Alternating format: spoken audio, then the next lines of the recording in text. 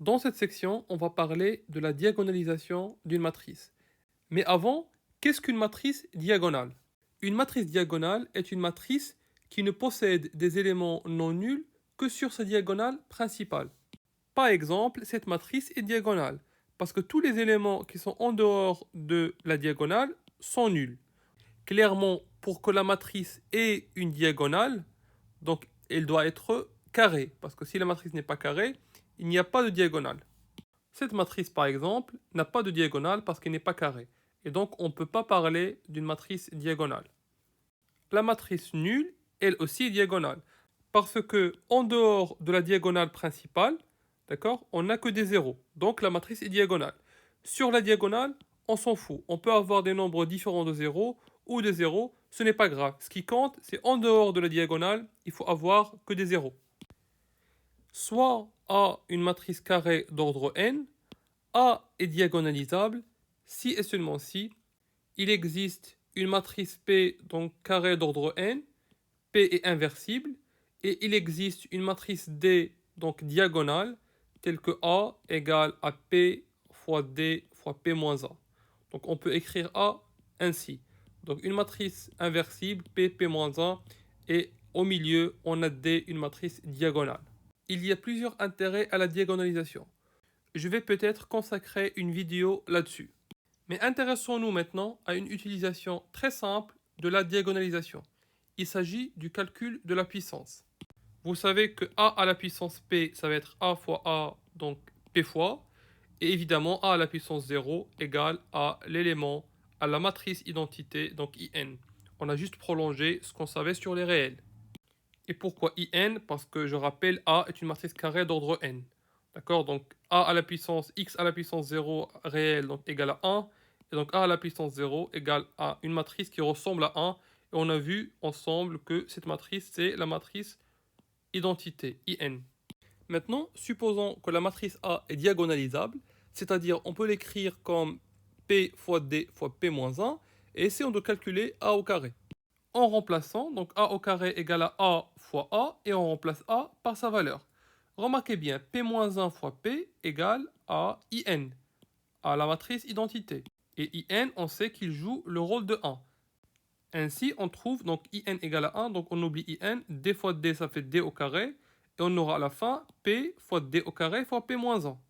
Je vous laisse démontrer ça par récurrence. On va trouver A à la puissance N, ou plutôt A à la puissance P, parce qu'on a la matrice A appartient, donc matrice carrée d'ordre N, donc pour ne pas mélanger les indices, on va choisir ici A à la puissance P, égale à P D à la puissance P fois P moins 1. Tout simplement parce que les P-1 fois P vont donner identité, identité, identité, et on trouvera D fois D fois D, P fois.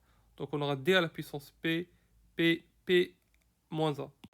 Cette formule, vous devez la prendre par cœur. Quand A est diagonalisable, on peut l'écrire comme P fois D fois P-1, et A à la puissance P, donc on va garder les P ici, donc P et P-1, et D devient D à la puissance P. Maintenant, c'est quoi l'intérêt de calculer la puissance ainsi, donc P fois D à la puissance P fois P moins 1, au lieu de calculer A fois A fois A? Finalement, on a A à la puissance P et on s'est retrouvé avec D à la puissance P. La différence est très grande. Quel que soit, donc si on prend une matrice diagonale, donc on a des AI sur la diagonale et 0 ailleurs, et on cherche la puissance P, on trouve A1 à la puissance P, A2 à la puissance P, jusqu'à AN à la puissance P. Et on garde des zéros ailleurs. On va essayer de démontrer ça dans un exercice. On va utiliser la récurrence pour montrer cette formule, mais cette formule est très puissante parce qu'elle va réduire énormément le temps de calcul. Imaginez qu'on a A, une matrice quelconque, et on cherche à calculer la puissance P. Donc on va faire plusieurs produits, et vous savez très bien, pour chaque élément, il faut faire une somme de produits. C'est comme un produit scalaire. Et donc, ça va prendre beaucoup de temps pour calculer cette puissance. Alors, si on a cette formule, on peut réduire donc P produit, ou pour être plus précis, P-1 produit, parce que entre les P éléments, il y a P-1 produit, à deux produits. Donc, parce que D à la puissance P, ça va être des AI à la puissance P, des réels à la puissance P, mais ça ne prend pas beaucoup de temps. Et finalement, on trouvera P fois D à la puissance P fois P-1. Et imaginez pour des matrices, pour des n très grands et pour des p très grands, combien de temps on va économiser. En informatique, on parle de la complexité d'un algorithme, ou en d'autres termes, combien de temps va prendre chaque algorithme, donc qui calcule la puissance. Il y a une première méthode, une deuxième, ils sont toutes les deux valables, ils vont donner le même résultat, mais cet algorithme va prendre moins de temps que celui-là. Donc, on préfère cet algorithme. Et pour calculer la complexité d'un algorithme, ou combien de temps va prendre, c'est très simple. Il suffit de comptabiliser les opérations que vous allez faire. Donc prenons un exemple très simple. Supposons que vous calculez a au carré. Donc a au carré, ça va être a fois a. Donc le résultat que vous allez chercher sera une matrice carrée. Donc si une matrice d'ordre n, donc le résultat, donc on a n fois n, on aura n au carré valeur qu'il faut chercher. Donc déjà, on sait qu'on va répéter la même chose n au carré fois. Maintenant, pour calculer cette valeur, on connaît la formule. Ça va être celle-là. Donc combien on a de produits? Donc on a n produits, parce qu'on va calculer ce produit n fois, et après on va faire la somme. Et donc de 1 jusqu'à n, il y a n moins 1 somme.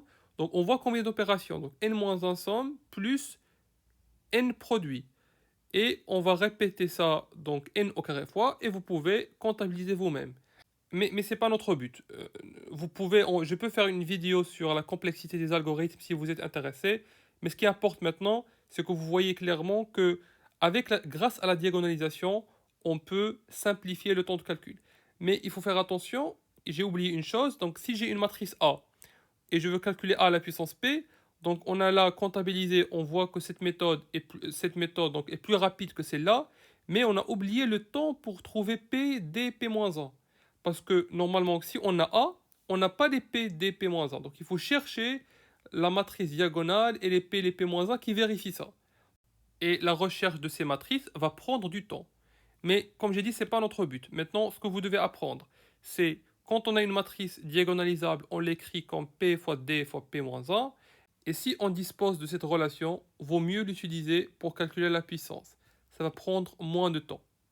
Et pour apprendre cette relation, c'est très simple. Donc A à la puissance P, il suffit de mettre donc D qui est au milieu à la puissance P.